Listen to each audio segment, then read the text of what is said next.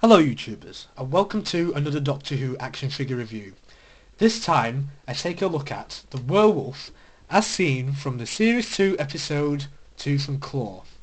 So this figure stands at just over 7 inches tall, and it is probably the biggest figure that has ever been released in the whole Doctor Who action figure line. Other tall figures include the K1 robot, the Axon and the Crinoid, and they're quite tall, but this I think is the tallest. It looks the tallest anyway, so we just take a look at the whole figure. You can see that it is a lot bigger than average Doctor Who action figures. I can't even fit the whole thing on the camera.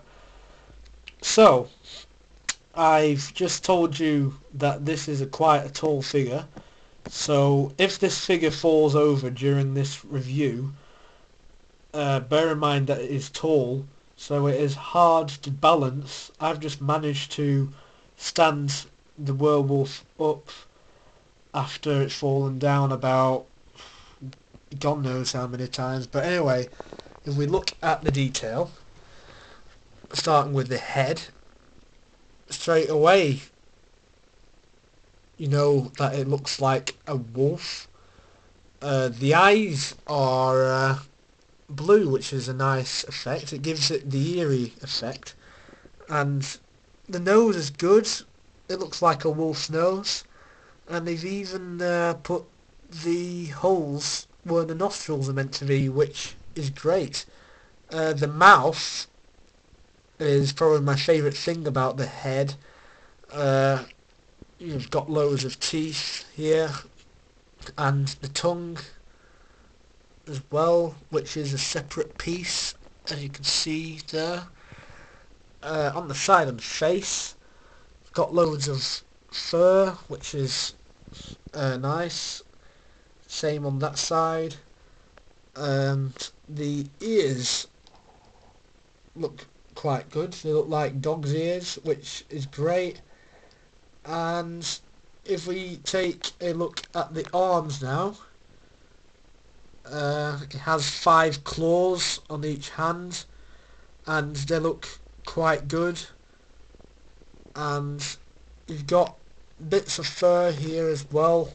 On the other arm there's more fur on this arm for some reason, I don't know why, but I'm not really fussed. It's quite good. And that's what that hand looks like.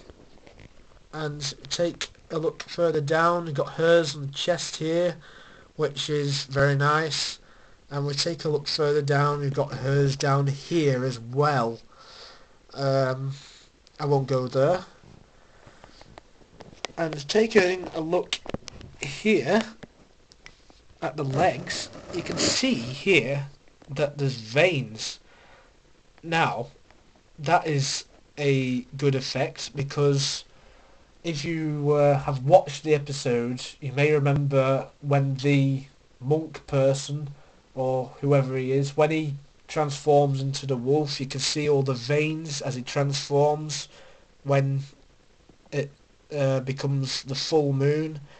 So that's a very nice effect to the figure, and you know, it makes the wolf look like it looks like it's strong, because it, like I said, it's very tall as well, so it'll be very strong, won't it?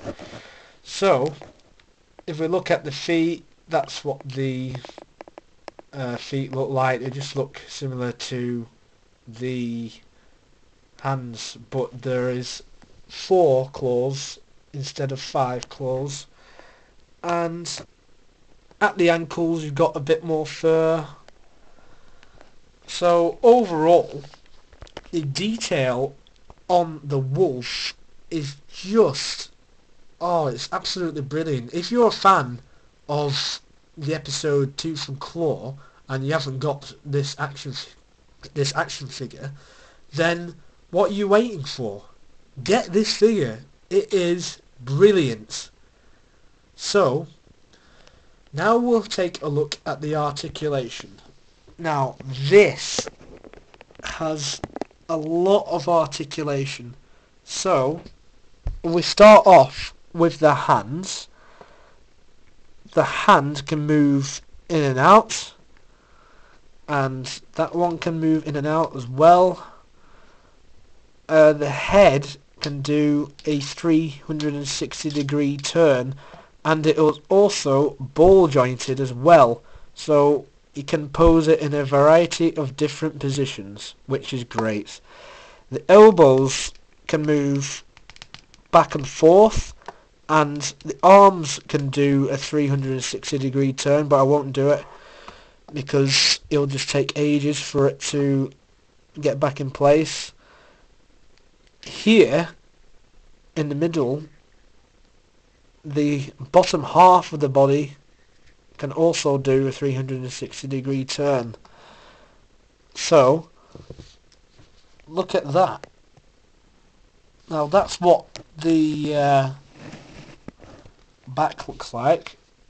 And I forgot to mention that all the way on the back it's got all this hair coming down from the back of his neck to his tail, and the tail's all furry, which is a nice effect. And you've got all these all this hair at the back of the legs as well.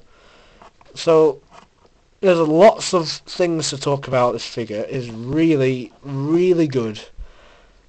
Like I said, get this figure. There's no articulation in the waist, but instead you've got ball jointed legs, so the wolf can do the splits, and the knees can go in and out and bend, and the ankles can also bend as well, and the feet can also bend.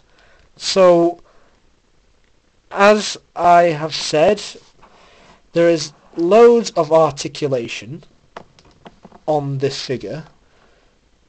Is absolutely loads of articulation, and the detail is just immense.